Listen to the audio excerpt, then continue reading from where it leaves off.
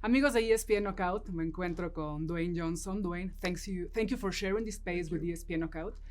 You've always been so closely related to MMA, and now you're portraying Mark Kerr on the Smashing Machine, one of the pioneers of the sport. How special is this role for you? This role, playing Mark Kerr in the Smashing Machine, I've said it before, but and I mean it, it changed my life.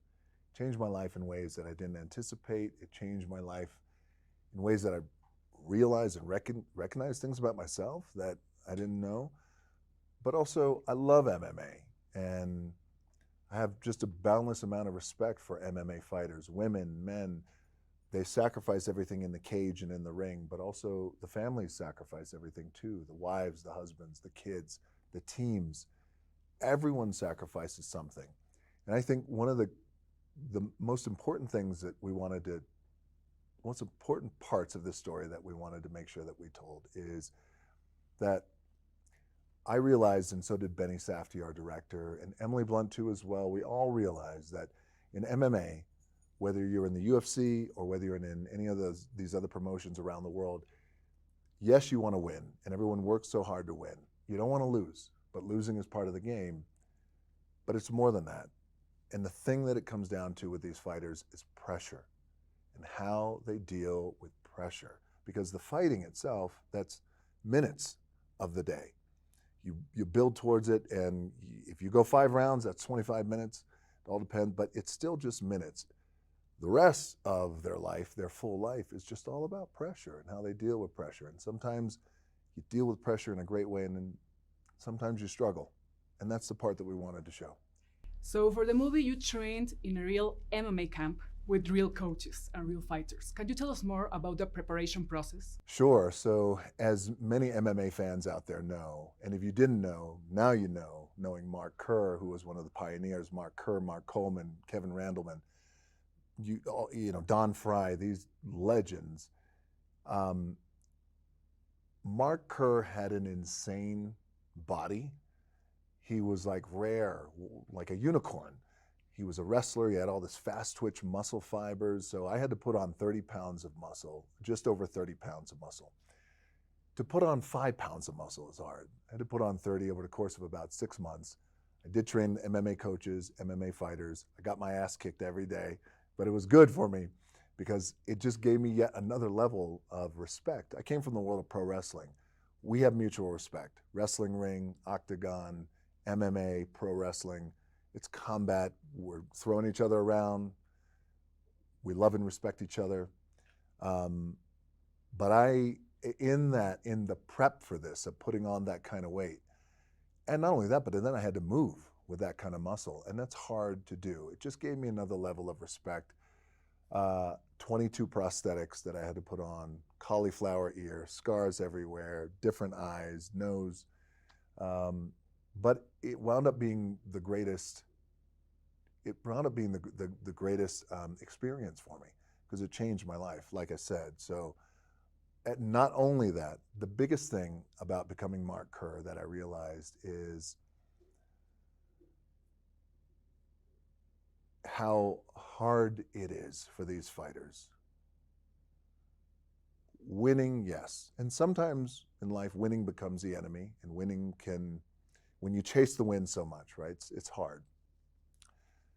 But it's how these fighters deal with loss, because you realize that while they have their team around them, family, friends, everybody's around these fighters when they go into the fight and they win. But when they lose, the only thing that they're left with is themselves. And that, to me, that emotional anchor, that's the thing that just rocked me. I read that during the filming process you received real punches. Was there any real exchange with Alexander Usyk? Thank God, no, because he'd knock my jaw into the next area code. So 2 things about that. So yes, in the end, so for MMA historians who know, when Mark Kerr fought Fujita in the Grand Prix in Japan, he was on all fours, Mark Kerr was, and he couldn't move. But he was with it. He wasn't knocked out, he wasn't loopy, he was with it. He just couldn't move his body. And so Fujita was hauling off on him and just rocking him. Benny Safdie said, I would like to not cut away from you, and I don't want to use a stunt double. And I know what that means. That means, oh, so I'm going to get rocked here. And he goes, if you're down for it. I said, I am, because Mark Kerr went through it. And I don't mean to sound like a tough guy, because I'm not a tough guy, but it's really the commitment. And fans know if you cut away and you go to a different angle, then you know it's a stunt double. And there's nothing wrong with that.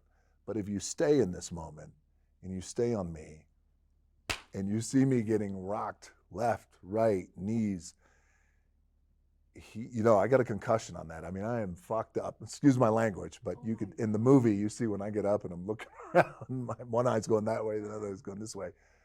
But I'm glad I did that. And again, not to sound like I'm tough, I'm glad I did it, because I asked Mark, I said, Mark, what was going through your mind then? Why didn't you tap out?